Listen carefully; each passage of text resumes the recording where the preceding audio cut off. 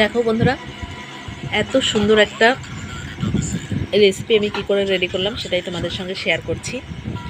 আর রুটি একদম সহজভাবে কিভাবে একদম রুটিগুলো ফুলে যাবে লুচির মতো, সেটাই তোমরা দেখতে থাকো ও সঙ্গে থাকো। দেখো বন্ধুরা, বৃষ্টি তো শুরু হয়ে গেছে, তো আমি এই মুহূর্তে ভাবলাম একটু চিচিঙ্গা তুলবো। তো দেখো কত বৃষ্টি হচ্ছে, তো বৃষ্টির মধ্যেই বেরিয়ে পড়েছি।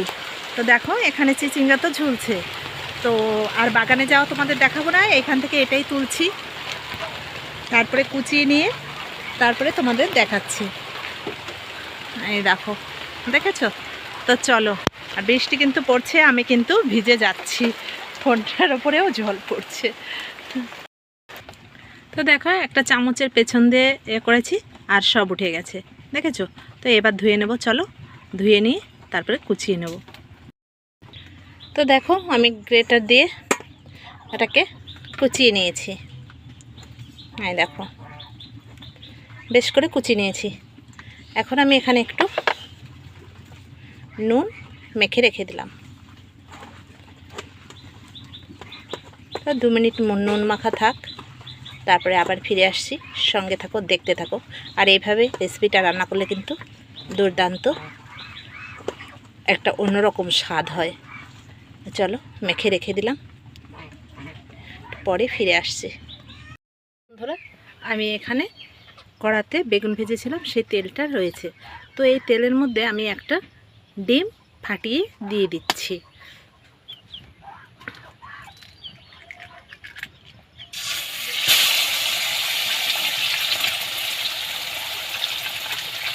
তো ডিমটা আমি ঝুরঝুরে করে নিলাম। খুব কম সময়ে একদম সহজ প্রসেসে একটা রেসিপি, তো তোমাদের প্রত্যেকেরই কিন্তু ভালো লাগবে। তো তোমরা যদি কেউ না করে থাকো আর না খেয়ে থাকো, অবশ্যই একবার ট্রাই করে নিও। এবার দেখো এখানে তেল, আমি ডিমটাকে ছেঁকে তুললাম, তেলটা রয়েছে।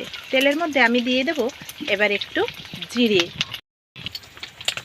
এই দেখো গোটা জিরে দিয়ে দিলাম। তোমরা চাইলে কালো জিরে ব্যবহার করতে পারো। আমি যেহেতু ডিমটা দিয়েছি তাই আমি দিয়ে দিলাম এখানে সাদা জিরে। আর এখান থেকে দেখো আমি চিচিঙ্গাটা জল ছেঁকে তুলে নিয়েছি। এই মুহূর্তে আমি এখানে দিয়ে দেব চিচিঙ্গাটা। তো রেসিপিটা কিন্তু দুর্দান্ত হয় বন্ধুরা। এবার আমি ভালো করে নেড়ে চেড়ে নেব। দেখো পরিমাণ মতো নুন দিয়ে দিলাম, পরিমাণ মতো নুন দিয়ে দিলাম। আর দিয়ে দেবো এখন একটু হলুদ। ভালো করে নেড়ে নিলাম।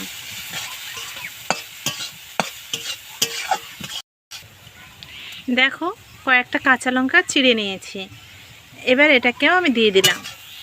দিয়ে এবার এটা আমি অল্প আছে আস্তে আস্তে দেখো ভেজে নেব। এই রেসিপিটা কিন্তু বন্ধুরা দুর্দান্ত লাগে খেতে। তো এখনও যারা ট্রাই না করেছো, না খেয়েছো, অবশ্যই ট্রাই করে খেয়ে নিও।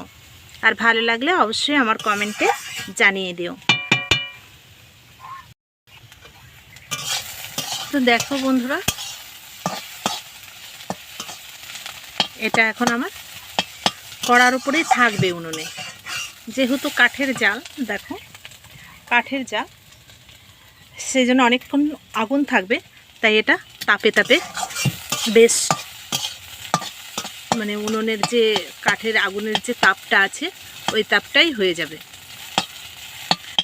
আর তাপ কেউ না বুঝলে হিটে হয়ে যাবে, হিটটা আছে আগুনের।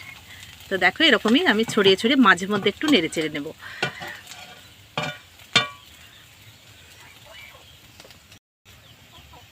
তো দেখো, এই দেখো দেখেছো কেমন বেশ নিচটা লাল লাল হয়ে গেছে। এই দেখো, তো এই মুহূর্তে আমি এবার তুলে নিচ্ছি।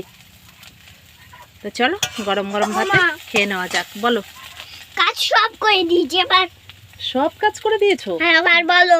ও বাবা, কি কাজ করেছো? কি কাজ করেছো বলো। তো চলো এবার নামিয়ে নি, খেয়ে নেওয়ার পালা। তো তো সবাই বন্ধুরা একটা লাইক দিয়ে কন্টিনিউ করো, ভিডিওটা ভালো লাগবে। হ্যাঁ হ্যাঁ, দেখো বন্ধুরা প্রত্যেকটা রুটি আমার এভাবে কেন ফুলছে দেখো। আমি 3 পাল্টিতে একটা রুটি রেডি করছি। দেখো দিয়ে দিলাম রুটিটা, দেখতে থাকো। খুব সহজ পদ্ধতিতে, অনেকে বলো রুটি ফোলে না, রুটি মানে চিপসে হয়, তো সেটাই আমি তোমাদের সঙ্গে শেয়ার করার জন্য আসছি যে রুটি কেন ফুলবে না। রুটি যদি ঠিকঠাক যদি বেলা হয়, দেখো এই পিঠটা একটু কাঁচা থাকতে আমি উল্টে নিলাম, এই দেখো, দেখেছো?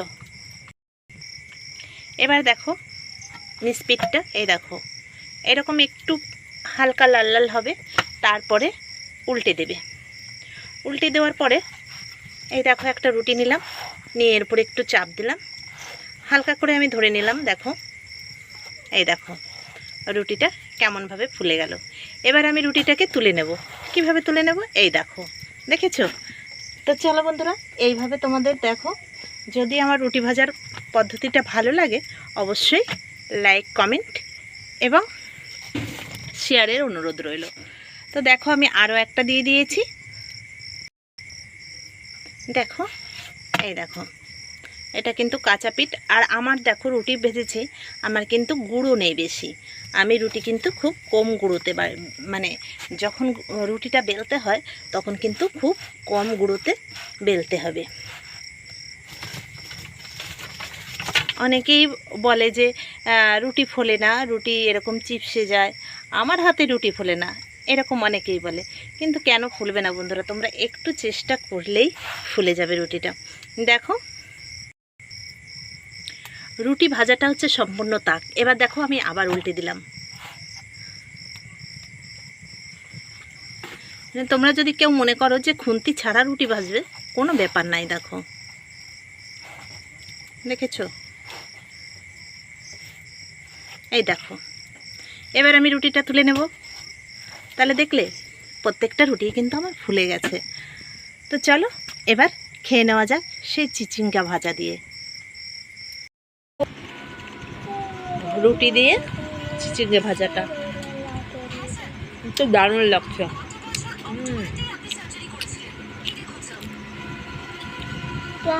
তো ভাত দিয়ে আর খাওয়া হয়নি, রুটি দিয়ে খাওয়া হচ্ছে, কারণ অনেক রকম হয়ে গেছিলো, সেই জন্য ভাত দিয়ে আর খাওয়া হয়নি। চলো তোমাদের যদি ভালো লেগে থাকে অবশ্যই লাইক কমেন্ট করো ভালো করে, আর শেয়ার করে নিও। তোমাদের এত মূল্যবান সময় দেওয়ার জন্য অসংখ্য ধন্যবাদ ও অনেক অনেক ভালোবাসা।